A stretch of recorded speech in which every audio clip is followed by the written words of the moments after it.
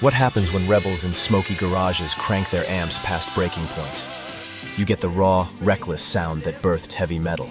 Before it had a name, before distortion was a weapon, these misfits forged a revolution, shaking the 60s to its core. These 11 tracks never ruled the charts, but they built the road to hard rock and heavy metal. This is the untold story of 60s heavy rock, the forgotten warriors who sparked a fire that still burns. Let's dive in.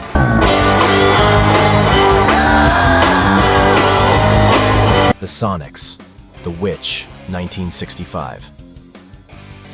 Garage rock didn't just get loud, it got vicious.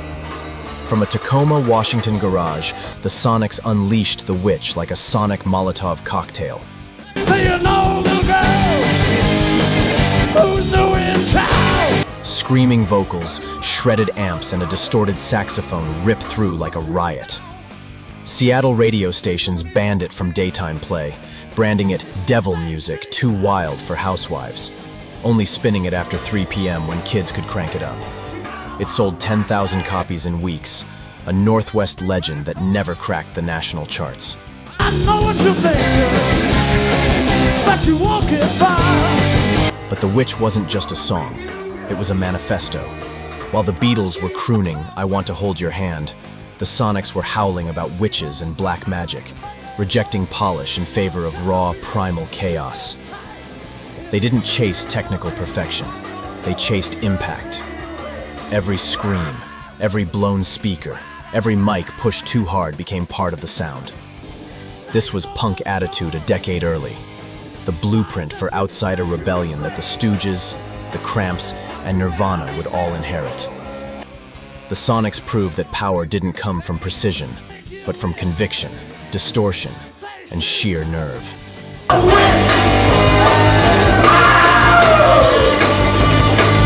The Witch wasn't radio-friendly. It was rock and roll's first act of war.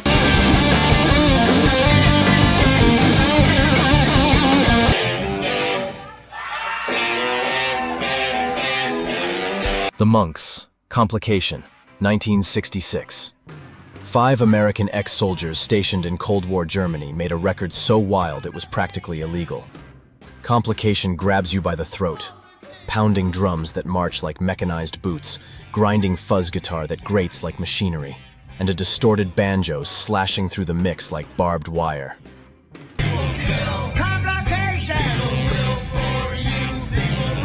The Monks weren't chasing pop stardom. They were dismantling rock from the inside out. Their producer at Polydor hated them. The shaved heads, the black robes, the anti-Beatles attitude. Sessions took place in brutal overnight marathons after gigs with Bill Haley, as the band fought to preserve their anti-war lyrics and jagged minimalism. The result was something the world wasn't ready for. Rock music stripped of all decoration, rebuilt as a cold, rhythmic protest.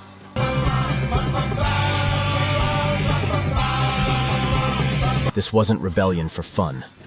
It was rebellion as philosophy.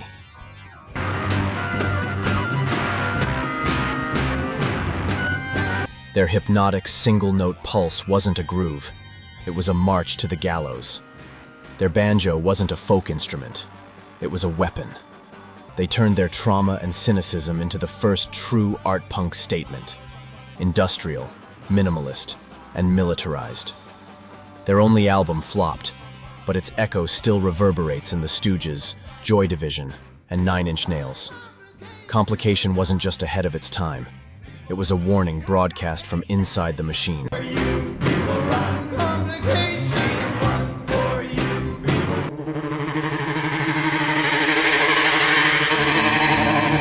The Electric Prunes. I Had Too Much to Dream Last Night, 1966.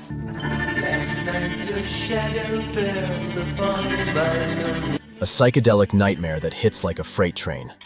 Los Angeles' Electric Prunes wove shimmering guitars into a wall of menacing fuzz, their tremolo-laced tones pulsing like neurons misfiring.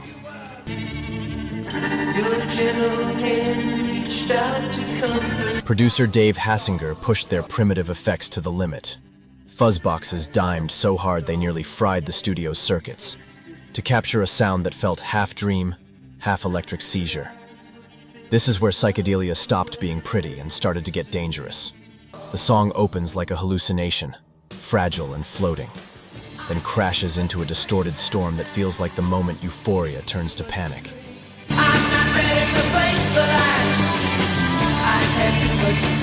It's not rebellion in the traditional sense. It's psychological heaviness, the sound of the subconscious screaming through the amplifiers. In an era of peace and love, I Had Too Much to Dream last night exposed the other side of the trip, the paranoia, the sensory overload, the dread of never coming back down.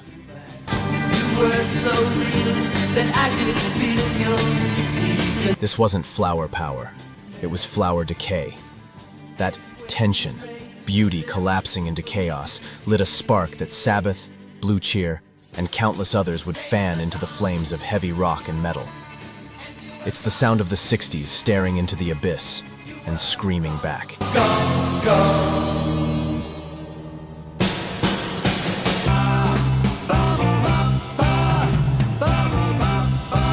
Cream, Sweet Wine, 1966. Before they were gods, Cream turned blues into thunder. On Fresh Cream, Sweet Wine locks Jack Bruce's bass and Ginger Baker's drums into a groove so thick it could crack pavement, while Eric Clapton's guitar snarls in raw, overdriven bursts.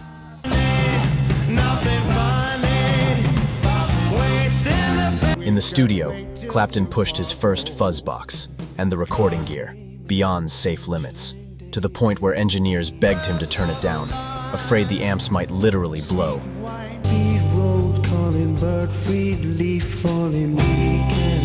This is the sound of the blues being stretched to its breaking point. Unlike a standard 12-bar shuffle, Sweet Wine is an open, jam-driven explosion, improvised, unpredictable, and dangerously alive. Jack Bruce's bass doesn't just anchor the rhythm. It leads, weaving counter-melodies that challenge Clapton's fuzz-drenched lines.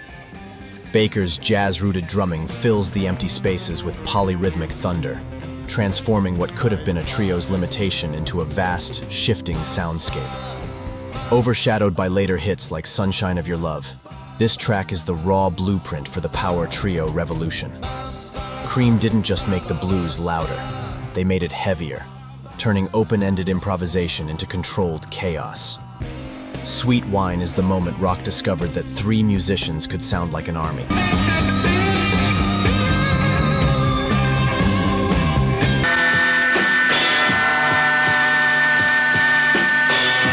Vanilla Fudge, You Keep Me Hangin' On, 1967. They took a Motown hit and buried it in a sea of doom. Vanilla Fudge didn't cover the Supremes, they obliterated them. Their version crawls forward like a gothic procession, drenched in distorted Hammond organ, crashing cymbals, and operatic vocal harmonies that sound more like a seance than a pop song. Recorded at deafening volume in one take, the session reportedly shook Atlantic Records' studio walls so violently that engineers had to reinforce the room before the band could continue. This wasn't just heavy, it was apocalyptic. The sound alone practically invented doom rock years before Black Sabbath's debut.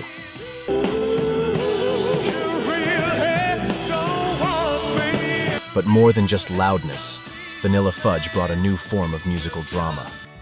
They turned a catchy, danceable Motown tune into a tragic monolith, a slow-motion explosion of despair and grandeur.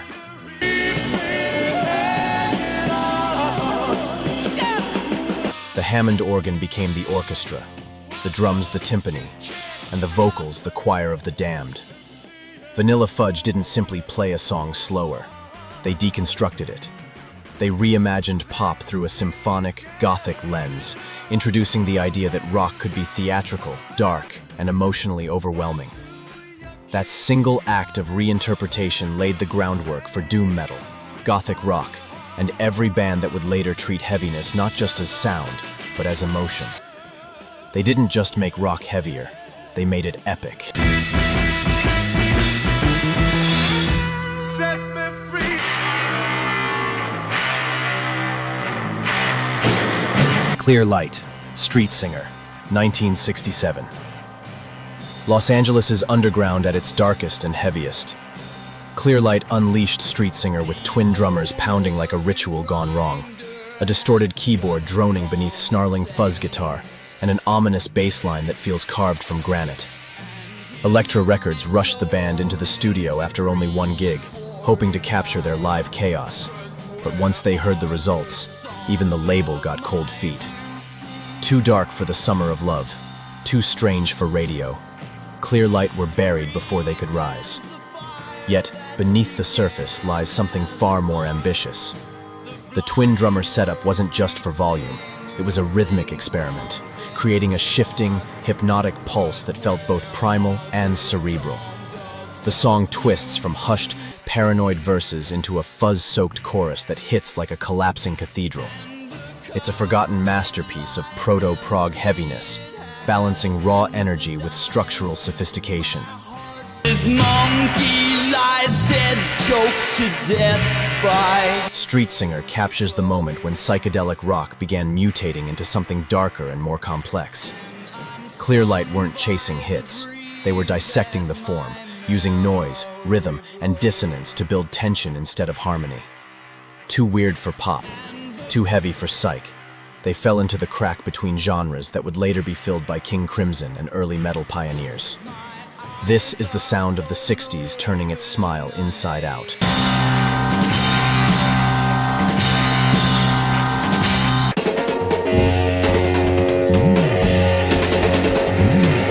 The Deviants, Deviation Street, 1967.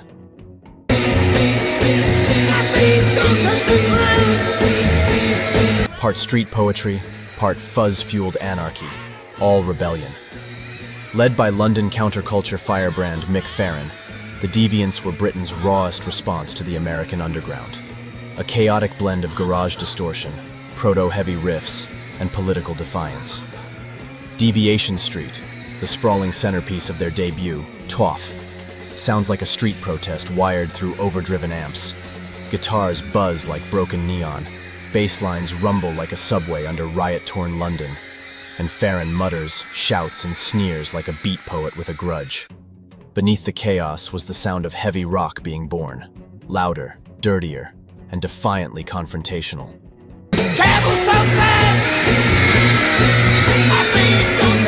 Recorded independently after every major label turned them down for being too freaky. The album was funded by the underground press International Times and sold hand-to-hand at gigs and head shops.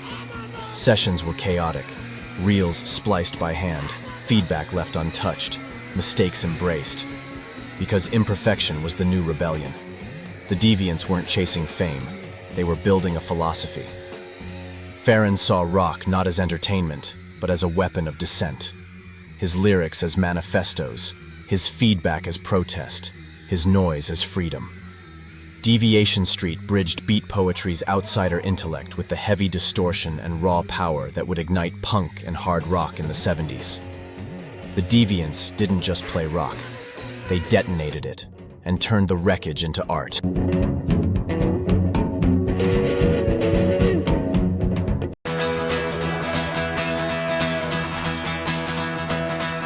The Pretty Things, Old Man Going, 1968.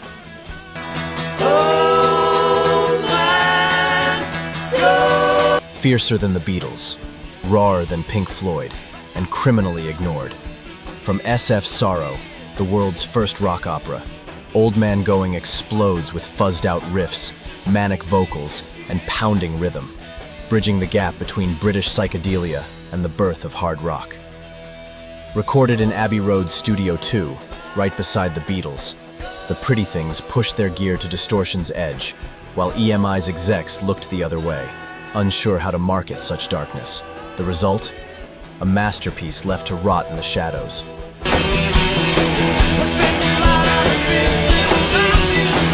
But this track wasn't just loud, it was literary. It's the sound of a nervous breakdown wrapped in fuzz and feedback. The band used distortion not for decoration, but as drama, a weapon to convey the story's mental collapse. EMI refused to promote it, fearing it was too bleak for the flower power crowd. They were right, and that's why it mattered. Old Man Going proved that rock could carry narrative weight without sacrificing ferocity. Before Tommy or the Wall, the Pretty Things fused concept, character, and chaos into one explosive whole. They gave hard rock permission to be dark, intelligent, and emotionally destructive. Decades later, you can still hear its DNA in everything from Alice Cooper to Queens of the Stone Age. It's not just proto-metal, it's proto-madness.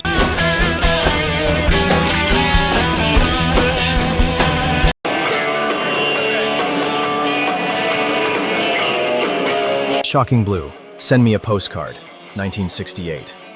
Before Venus, they were pure fuzz and fire.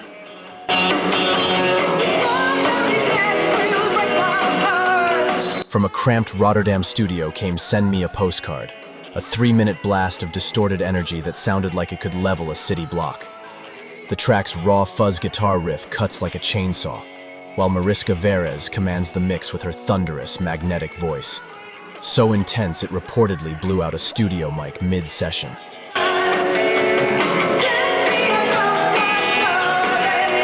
Producer Robbie Van Leeuwen captured the band's natural grit by cranking the amps to the edge of feedback and letting Verez's vocals ride just on the brink of distortion. In a decade when female-fronted rock was often polished or pop-oriented, Shocking Blue broke the mold. Mariska Verez wasn't there to decorate the sound. She was the sound. Cool, powerful, and unflinchingly confident. Send Me a Postcard proved that heaviness wasn't about gender. It was about attitude and conviction.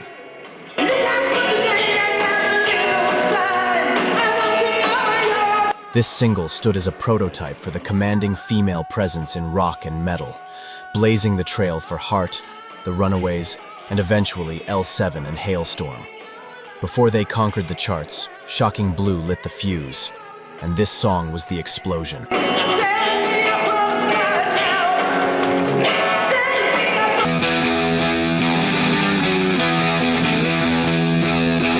The Open Mind Magic Potion, 1969.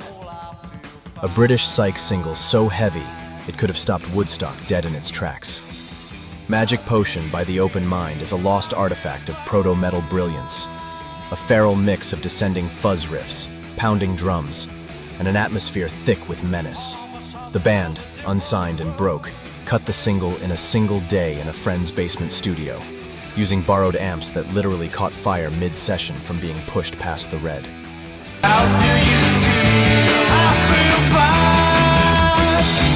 What emerged was a riff so monstrous it could have belonged on Paranoid, a full year before Black Sabbath existed. It sold almost nothing, vanished without airplay, and became a whispered legend among collectors. Magic Potion isn't just heavy, it's prophetic. The track sounds like it time-traveled from the next decade, with its grinding, circular riff laying the foundation for metal's future. The Open Mind were a psych-pop band on paper, but in this one furious recording, they stumbled upon the DNA of doom and stoner rock. Raw, primal, and heavier than anything their contemporaries dared attempt. It's the great what-if of rock history. What if these guys had gone further down that road? Instead, they dropped this single and disappeared, leaving behind one of the purest, most accidental prophecies of heavy metal ever pressed to vinyl.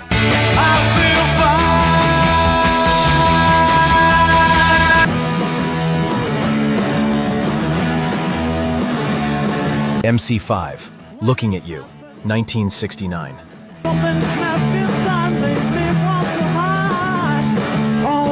Detroit's MC5 didn't just play music, they waged war through sound. Looking at You captures the band in their natural element, live, raw, and volatile.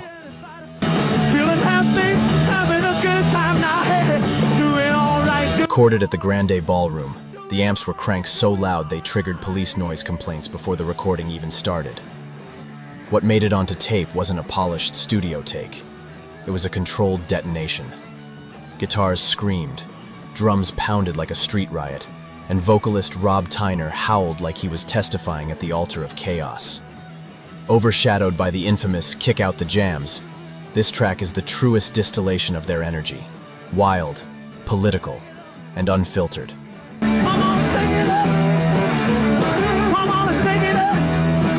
Looking at You isn't just proto-punk, it's proto-revolution. The MC5 treated rock not as entertainment, but as a weapon. A high-voltage collision of free jazz improvisation, political fury, and working-class soul. Where most bands sang about love, the MC5 shouted about liberation. The track builds like a sermon before erupting into a storm of distortion, perfectly embodying their philosophy of total energy music. It's not just a song, it's the moment the counterculture picked up an electric guitar and pointed it straight at the system. I want to do now, girl. Look at you, looking at your babe. These 11 tracks aren't just songs, they're the sparks that ignited heavy metal. From Tacoma's garages to London's back streets, from psychedelic haze to proto-punk fury, these unsung heroes built the sound of rebellion. They didn't chase fame, they chased power, raw and untamed. Without them, the 70s roar of Black Sabbath, Deep Purple, and Led Zeppelin might never have ignited. This is WoodsRock, keeping the forgotten flames of heavy rock alive. Subscribe, hit the bell, and let's keep the rebellion roaring.